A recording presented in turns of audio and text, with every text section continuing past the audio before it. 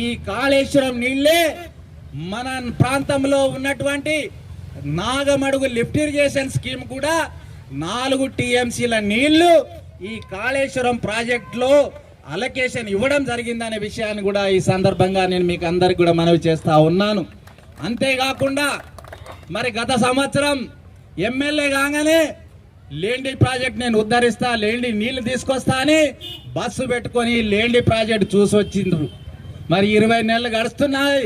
మరి మద్నూరు మండలానికి లేండి నీళ్ళు వచ్చినాయా? అసలు నీళ్ళు ఎక్కడున్నాయి, నీళ్ళు ఎట్లా వస్తాయి? అది మాకు తెలుసు, కేసీఆర్ గారికి తెలుసు. కేసీఆర్ గారు అదే విధంగా మంజీరా నదిలో దాదాపు 5 చెక్ డ్యామ్లు కట్టడం శాంక్షన్ ఇవ్వడం జరిగింది. కొన్ని కంప్లీట్ అయినాయి, కొన్ని పనులు నడుస్తూ ఉన్నాయి. మద్నూరు మండలానికి లేండి ప్రాజెక్ట్ కింద తవ్వినటువంటి కాలువలు ఉపయోగంలోకి రావాలంటే బీర్కూర్ దగ్గర ఉన్నటువంటి చెక్ డ్యామ్ నుండి లిఫ్ట్ చేసి మన హండేకైలూరు చెరువులో వేసి కాలువ ద్వారా లేండి ప్రాజెక్ట్ కింద తవ్వినటువంటి కాలువలో నీళ్లు ఇవ్వడం జరుగుతుంది.